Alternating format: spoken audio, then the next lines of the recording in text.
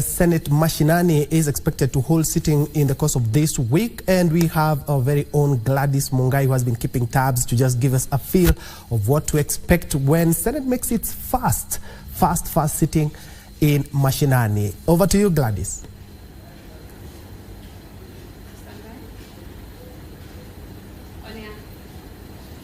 Good afternoon to you, Bentro Njue, and like you rightly put it, yes, we are indeed in Turkana County, and where we are at the moment is the Turkana members of the Ward Representatives County Assembly, where the business of the Senate is set to kick off officially tomorrow, this being the third, so to speak, session of Senate Mashinani. Previously, we've had two Senate Mashinanis held in different counties, and pursuant to standing orders of the Senate, standing orders number 1 to 6, the Senate in May resolved that this particular year's Senate Mashinani be held in Turkana County. And I really don't want to preempt much. I have people in charge of this particular event, and joining me on set is Honorable Zakayo Mogere. He is the chair of the Senate committee in charge of preparations of this particular event. And today, this particular event is, so to speak, in the last minute preparations. We want to hear from them. Are we ready to kick off?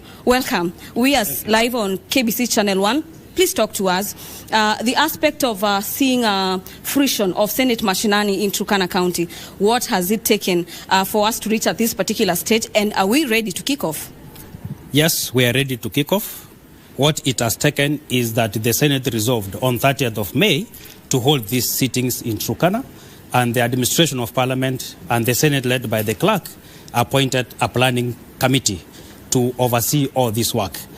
Together with the administration of the Turkana County Assembly, we've worked together to have this situation where we are at. And as of today, we are ready to take off tomorrow. The chamber is ready, as you can see. Committee rooms are already done. Everything is okay. Senators have started arriving. So far, we have 15 senators who have arrived as of this morning, and others are expected this afternoon for all plenary sittings and committee sittings starting from tomorrow. Yes. The committees are lined up to have their many activities, formal meetings, and visits within the county of Turkana, including the irrigation schemes, including the Tulo oil, and others will be visiting the Turkana wind power projects. Pursuant to the norms, where we have a Senate probably sitting in Nairobi, we are seeing, so to speak, you moving to the resumption of Senate Mashinani to counties. What is the ultimate goal of these particular sittings being held away from the normal chambers in Nairobi? The ultimate goal, as you are aware, the mandate of the Constitution is to protect and defend the interests of the counties.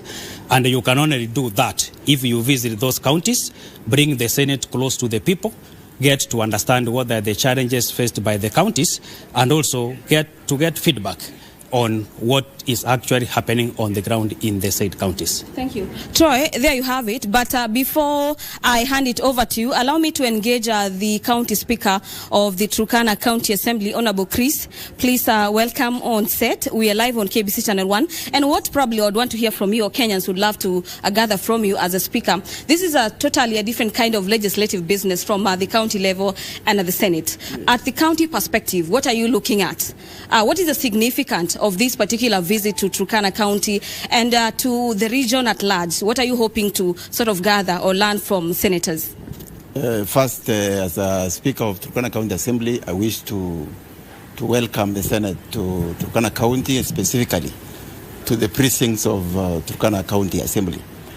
The Senate having the sittings in Turkana County has a number of significance. First, Senate being the oversight body of the county and county assembly, and being the legislative arm, would have an opportunity to interact with the locals and be able to feel the effect of the legislations the Senate has been making on behalf of the people of Kenya, and also the effect of the public funds. Government of Kenya, since the inception of the devolution, has taken to Turkana County. This is an opportunity to feel the effect or the value for that money. It would also improve the economic value of the people of Turkana and be able to improve the economic fortunes of the business community. Having this Senate in Turkana also would have an opportunity to have the Senate and members of County Assembly have joint sessions to share the diverse experiences and expectations on behalf of the people of Turkana. And finally, for Turkana community, Turkana has a number of issues which they are looking forward for the Senate to resolve, ranging from insecurity. This is a very insecure county, and the Senate, in my opinion, would have a resolve on matters of insecurity. Also, matters to do with starvation. Food insecurity in Turkana County is extremely very scarce, and therefore, the resolutions by the Senate by way of legislations would have an opportunity to impact positively on the locals. And finally, on matters of security, we have Kenyans. I have a very burning issue which I think the Senate would have to delve on. We have Kenyans who have been holed up in Uganda, who have been court-martialed in Uganda, about 41 of them, who are mainly pastoralists. And they have been in cells for more than 4 months now. Thank you. Yes. Honorable Speaker, we'll be coming back to you to understand in great length what that means and the issues that you expect probably.